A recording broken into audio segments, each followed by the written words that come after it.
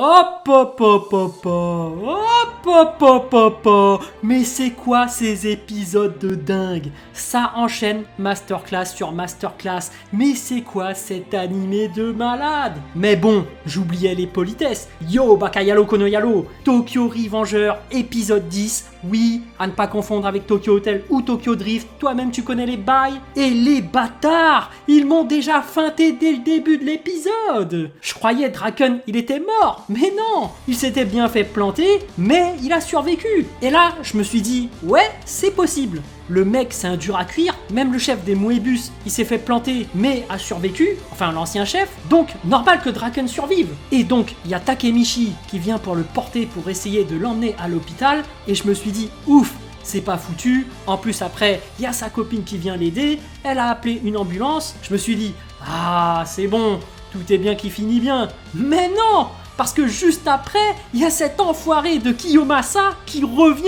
et en plus, il est avec ses potes. Et là, j'ai fait non. Les mecs, ils étaient venus juste pour planter Draken et ils se sont barrés ensuite. Et en plus, ils rôdent dans les environs sans se battre avec les Moebius. J'ai fait non. Ce mec-là, c'est une véritable ordure. Mais ce passage où il y a Takemichi qui est en train de flipper et que Draken, il reprend ses esprits et qui leur dit « Laissez-moi, je vais m'en occuper tout seul », eh ben, t'as Takemichi qui s'est ressassé le passé, il se remémore les 12 dernières années une nouvelle fois, il se remémore du futur où tout le monde qui meurt, et aïe aïe aïe, c'est les frissons les amis. C'est la volonté du feu qui revient, c'est la détermination de protéger ses amis, c'est ça qu'on veut, mais oui. Et le mec qui se met à crier tout seul, mais tu sens toute sa détermination, tu sens que le mec il va rien lâcher, le mec a vécu dans les regrets, plus jamais il va abandonner, il préfère encore mourir que perdre. Et quand Kiyomasa a planté sa main avec le couteau, c'est là que tu comprends que même le couteau ne le fait pas peur. Le mec est résolu à mourir. Soit il les sauve, soit il meurt. Non, ça c'est un truc de ouf. C'est un truc de ouf parce que moi aussi j'ai vécu la même chose. Je me suis déjà confronté à un problème pareil. Mais ensuite, quand les deux ils se sont tapés dessus, le mec, Takemichi, il sait pas se battre. Mais il va quand même agripper Kiyomasa. Et il va le mordre. Et ça c'est marrant, parce que t'as tout le monde qui dit c'est quoi cette méthode de lâche, alors que lui, Kiyomasa, juste avant, il a planté Draken avec un couteau par derrière, et en plus, il a commencé avec le couteau en plantant la main de Takemichi. Non, ça c'est vraiment le comble. C'est lui qui fait des coups de pute et il traite les autres de pute. Mais bon, je voulais aussi insister sur la morsure. Parce que ça, je connais, ça me rappelle des souvenirs et j'ai eu quasiment les mêmes réactions que Takemichi dans le passé. Sauf que c'était pas une morsure, mais moi c'était des pincements. Ouais, allez, je vais partir sur du Je fonce Revengers. Je vais vous raconter ma vie. Quand j'étais au lycée, j'appartenais pas à un gang, mais j'appartenais à un crew qui s'appelait le chat. Parce que là où on jouait au foot, il y avait plein de chats qui passaient dans le coin.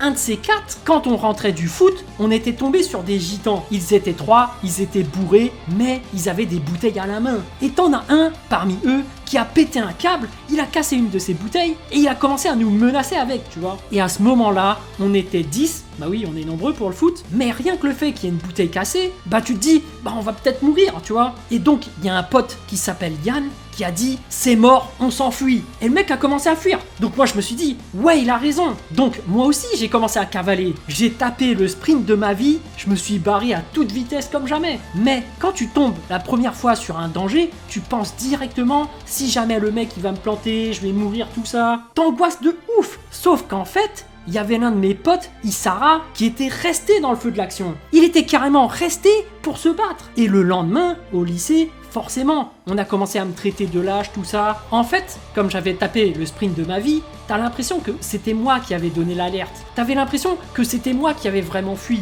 Du coup, il n'y avait pas un jour au lycée où quand je voyais mes potes, j'osais pas croiser leur regard. J'avais honte, mais tous les jours, c'était chaud. Il y avait même une fois un inconnu qui était venu et a dit « Ah ouais, c'est lui le bouffon qui s'est barré en courant ». Et après le mec il rigolait. Et moi j'en avais marre. Tous les jours je rejoignais mes potes pour jouer au foot et j'attendais qu'une chose, c'est qu'on vienne nous embrouiller, que je puisse laver mon honneur dans le crew ou même dans le lycée. Mais le jour J où c'est arrivé, Ouais, parce que forcément, je vis dans un quartier difficile et que, vu que chaque soir tu traînes dehors, toujours au même endroit, ben parfois il y a des gens qui viennent t'emmerder. Et là, en l'occurrence, il y avait 3 mecs qui ont débarqué avec leur petit bulldog. C'est pour ça que j'ai jamais aimé les clébards. Les gens, ils s'en servent pour intimider, tu vois. Ben, ces mecs-là, ils étaient venus nous embrouiller. Et en fait, t'as beau tous les jours regretter ce que t'as fait, quand t'es face au danger, t'es toujours en train de trembler. Tu repenses toujours à la mort, t'angoisses toujours. Et je m'en souviens très bien, parce que j'ai rien foutu,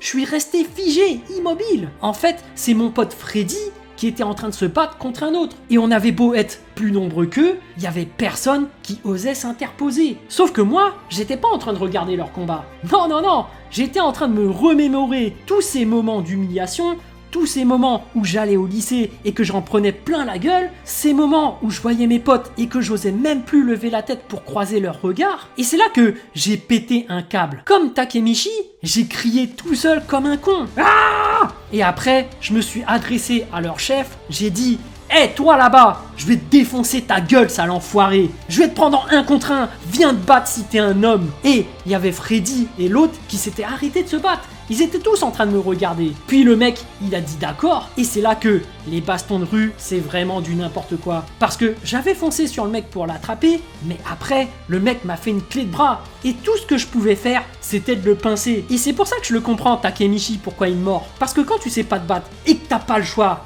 bah tu fais comme tu peux. Du coup, je l'ai attrapé par ses côtes et j'ai pincé de toutes mes forces. Je le lâchais plus, le mec. Et le mec, il a commencé à flipper, il a commencé à crier: Hey, mais c'est quoi cette technique de lâche? Et ça m'a rappelé des souvenirs. En fait, Tokyo Revengers, c'est encore mieux quand t'as appartenu à un crew et que t'as déjà vécu des embrouilles. Parce qu'il y a plein de trucs que t'as vécu et c'est exactement pareil. Les réactions sont exactement pareilles que dans Tokyo Revengers. Et ça, c'est un truc de ouf. Bon, sauf que moi, j'ai pas réussi à battre mon adversaire. Après, je suis tombé et du coup, t'as tous les autres qui sont intervenus.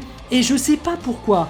Parce que c'était censé être un duel en 1 contre 1, mais ça, c'est les potos. Quand tes potos te voient crier, te voient péter un câble, te voient déterminé à protéger tous les autres, ben c'est là que les autres interviennent aussi. Et quand j'ai vu cette scène avec les potes de Takemichi qui sont intervenus, oh là là, c'était les frissons et en même temps, c'était le passé de moi qui ressurgissait. En fait, quand t'as la volonté du feu, la détermination de protéger ceux que t'aimes, tu étends cette détermination chez les autres. Tu leur transmets cette volonté. Et ça, c'est beau, c'est comme ça que tu reconnais les vrais potes. Et ces situations mortelles, c'est aussi grâce à ces moments-là que tu renforces l'amitié que tu as avec ceux du groupe. Parce que quand tu es opposé à la difficulté ou à la mort, et que quand tu as un pote qui est solidaire, qui a vécu le même bail que toi, et ben c'est là que tu te dis: ah ouais, lui c'est mon pote, jamais je l'abandonnerai désormais. Après, avec le temps, avec le recul, tu te dis: bon, on perd certains amis de vue, on n'est plus des jeunes à risquer nos vies pour rien, on est plus mature, tu te dis: non, mais pourquoi tu vas jusqu'à sacrifier ta vie pour une embrouille de merde? Et pourtant, moi, j'hésiterais pas une seconde si je devais le refaire. Si mon poteau Lionel, il était en danger, mais direct j'irais le sauver. Mais je dis pas que c'est une bonne chose. La vie, c'est important. Faut pas risquer sa vie inutilement. Mais moi, j'ai grandi dans ce crew, dans ce quartier difficile. On a vécu plein d'histoires et c'est comme ça que ça a forgé mon caractère. Enfin bref, Takemichi qui a quand même réussi à battre Kiyomasa, et ça aussi, ça m'a donné des frissons les amis. Guillotine par derrière, enfin le Takemichi il rend des coups, enfin il gagne un combat. Non, franchement, j'ai rien à dire. C'est vraiment une masterclass. En plus, ça te raconte qu'il faut pas vivre dans le regret. Faut toujours agir de sorte à ne pas regretter. Mais ouais, cet épisode m'a beaucoup fait réfléchir sur moi-même, ça m'a rappelé mon passé, ça m'a fait frissonner. Non, franchement, masterclass. L'épisode 10 est le meilleur épisode de Tokyo Revengers. Et Tokyo Revengers est bel et bien le meilleur animé 2021. Là, c'est plus que confirmé. C'est un truc de ouf. Allez, je vais regarder la suite parce que j'ai trop envie de voir la suite. Voilà, j'espère que cette vidéo vous a plu. En tout cas, moi, j'ai vraiment envie de savoir ce que vous avez ressenti et j'ai hâte de lire votre message en commentaire. Évidemment, un petit pouce bleu fait toujours plaisir pour un petit artisan comme moi. Et bien sûr, si vous voulez suivre toute l'actu de ma chaîne, abonnez-vous. Sur ce, je vous dis à plus.